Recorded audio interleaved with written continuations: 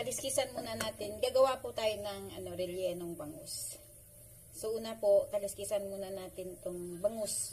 Yung malinis na pagkaliskis. Wala kasi akong pangkaliskis, so ito lang muna pinagtyagaan ko. Kaya sa sunod na project ko, bibili pa ako ng pangkaliskis na yan.